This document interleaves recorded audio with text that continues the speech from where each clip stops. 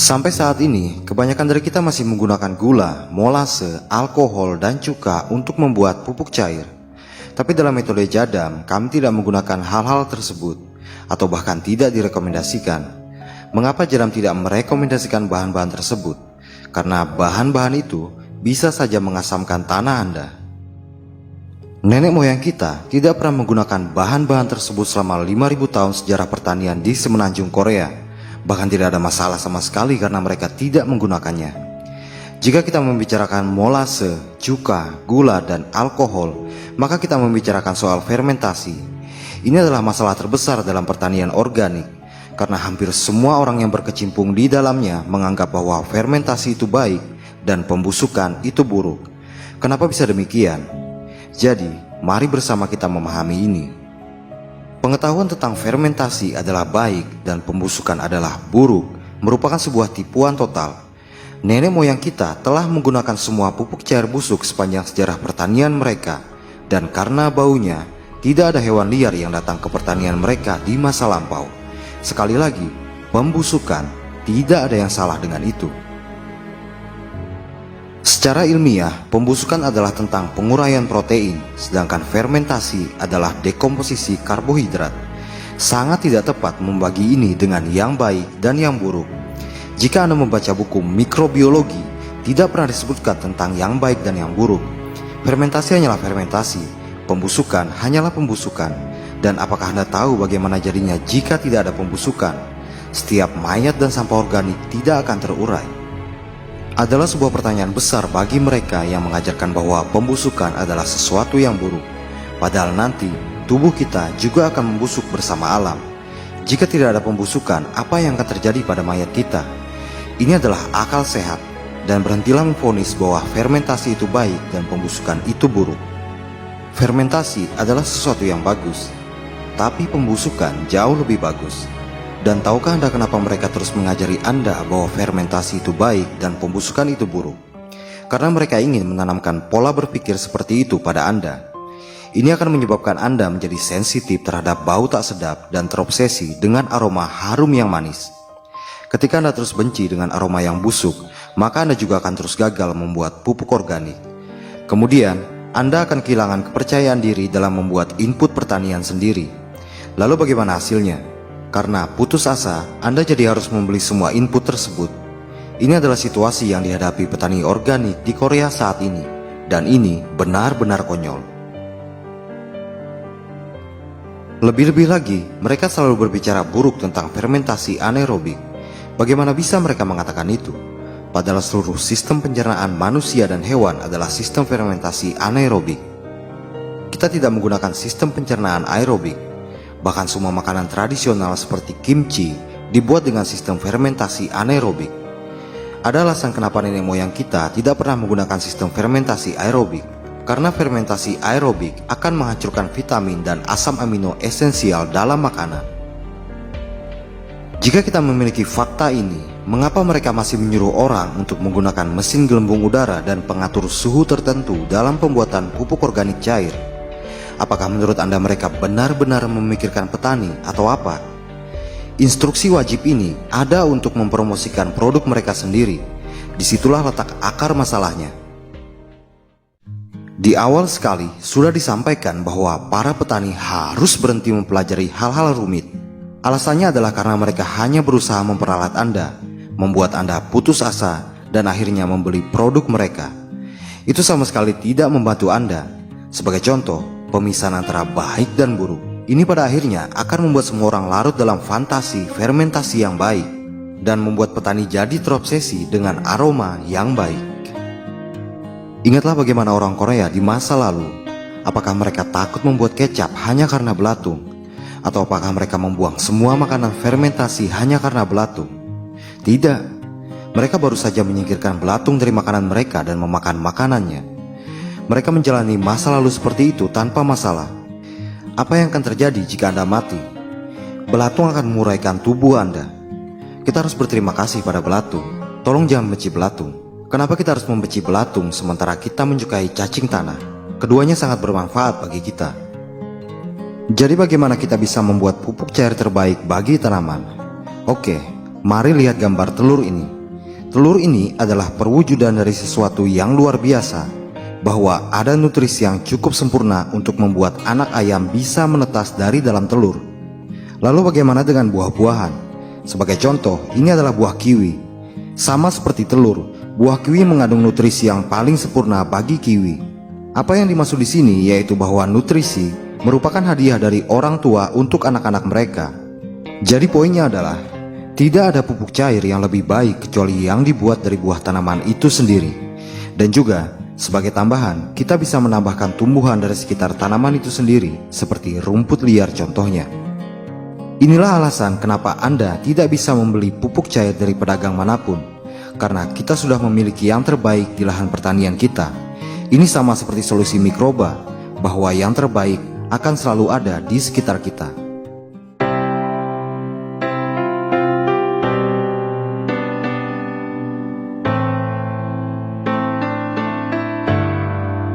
Bahan pupuk cair terbaik ada di kebun kita sendiri. Lalu bahan apa yang harus kita pilih? Tambahkan saja jenis buah dari hasil pertanian Anda sendiri. Apapun bentuknya, yang busuk, yang berpenyakit, atau yang berkualitas rendah, masukkan saja semuanya. Apa saja bentuknya, tidak akan menjadi masalah. Lalu bagaimana kita membuatnya? Cukup tambahkan air dan segenggam leaf mold, lalu tutup wadahnya. Itu sangatlah mudah.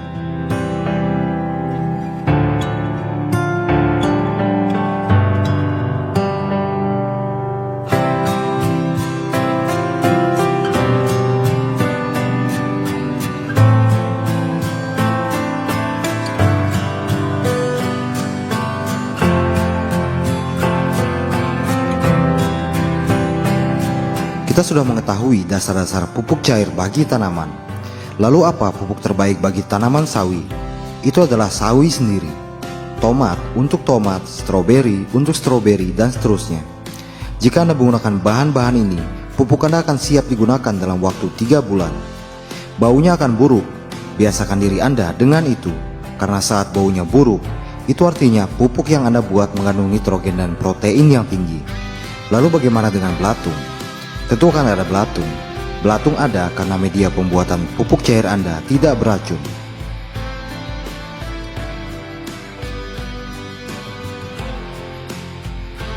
Bagaimana jika Anda belum atau tidak memiliki bahan-bahan yang sudah disebutkan? Maka Anda bisa menggunakan rumput yang tumbuh dengan baik. Kenapa harus menggunakan rumput yang tumbuh dengan baik? Karena rumput yang tumbuh dengan baik telah mencapai keseimbangan NPK-Ca.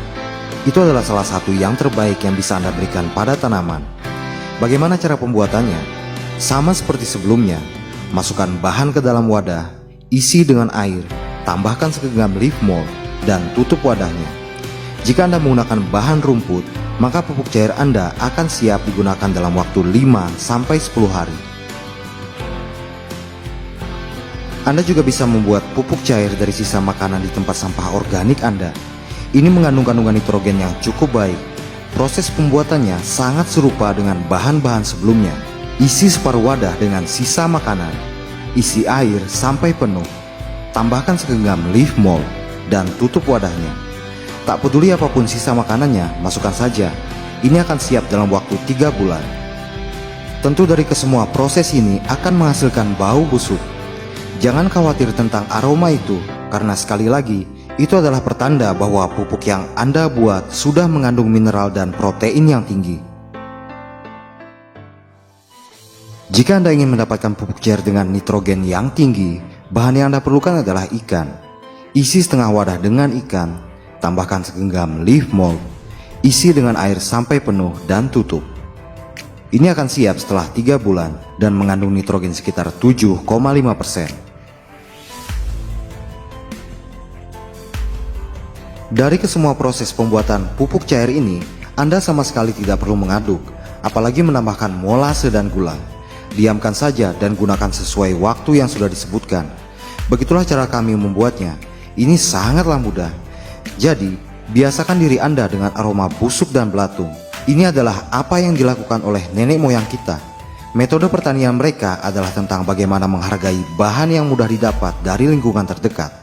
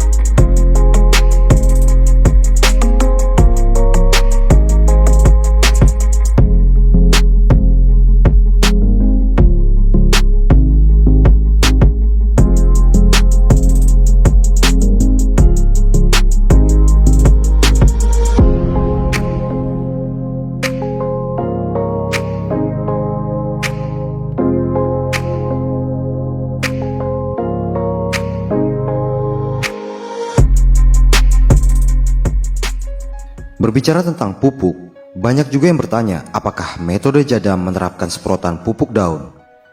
Jadam tidak menyarankan untuk penyemprotan pupuk daun.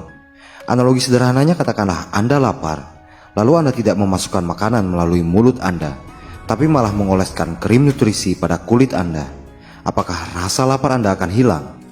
Hal-hal akan bekerja dengan baik tanpa penyemprotan pupuk daun.